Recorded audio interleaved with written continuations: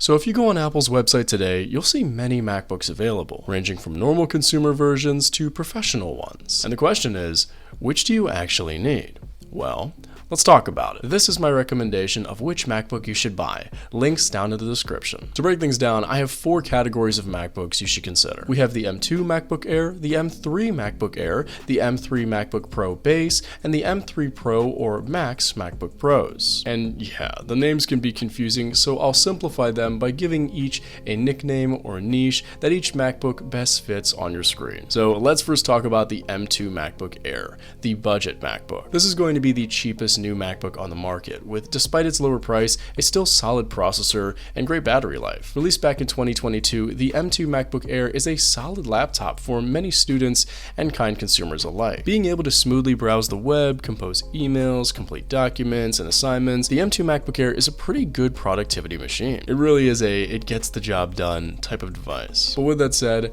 it's not completely perfect, because as with how the tech world is, this is a machine that is a tad old and already has its replacement lined up, the M3 version, which does perform slightly better and is newer. But just to clarify, this device can still be used long term. Typically, most Macs receive software updates up to 7 to 9 years after release, meaning the M2 MacBook Air should receive updates until at least 2029 or 2031 or maybe longer, which would be a long time from now. So that shouldn't be too concerning. Really, your main focus on this device should be whether it satisfies your needs. If you're looking for a solid all-rounder that, yeah, is a little bit older, but still puts out great performance, especially for your normal work, and then has a little wiggle room on top of that at a great price, the M2 MacBook Air is a solid budget-friendly option. But if you're looking for something a little more powerful and a little bit newer, the M3 Air is probably what you're after. The M3 MacBook Air is what I would consider Apple's mid-range laptop, released earlier in 2024, and it's likely going to be one of the most common laptops used at college. Because even more so than the M2 MacBook Air, due to the upgrades, the M3 Air is perfect for students and kind consumers alike. It does everything the M2 Air does,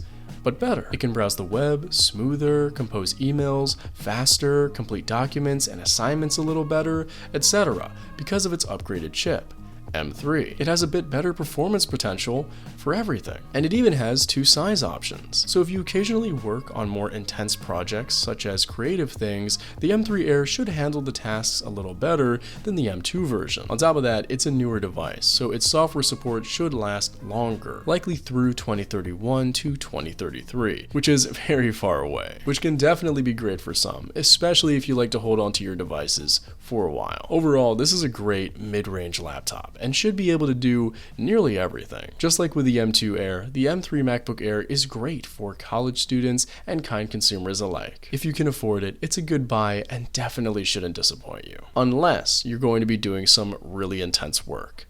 In that case, you probably want to consider the MacBook Pro, which now let's discuss the M3 MacBook Pro Base first. Now, this laptop, a lot of people don't recommend because it's basic. For a pro device especially, it doesn't have a lot of RAM or random access memory, so it can't run a lot of different programs at the same time or super intense ones for a while, which you'd want from something for professionals. And it also doesn't support the upgraded chips that most people want. Just the same M3 processor as the MacBook Air. Now, it does sport the MacBook Pro chassis with more ports than the MacBook Air and a few more features.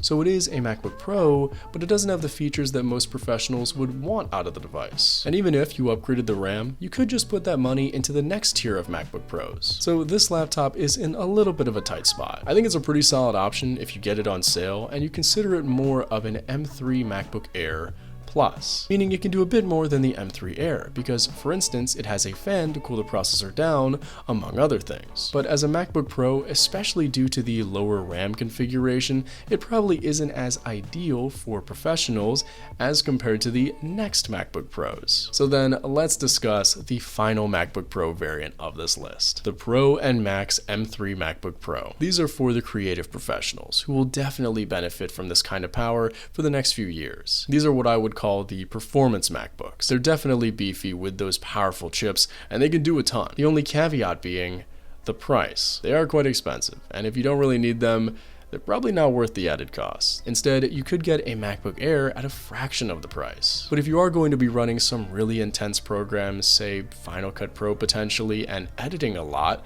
these are two really great options. The differences between them, the Pro and the Max variants, being a performance jump from the Pro to the Max. Comparing the two, it really depends on your work intensity. Generally though, it's pretty tough to get to the Max's level. For most professionals, the Pro would probably be fine. So if you want the best of the best MacBook out there with the greatest performance potential, look no further than the Pro and Max variants. With my only recommendation being, if you can, to wait until October when the new ones should be announced. Just so you don't feel like you missed out on new tech with your super duper rad and powerful MacBook Pro. So overall, that was my list of which MacBook you should get. At the end of the day, this ultimately is your decision based on your personal preferences and needs. So for instance, if you want to get the M3 MacBook Air over the M2 version because the M3 is newer and you can afford it, absolutely go for it. Just make sure that you take advantage of those student discounts and other discounts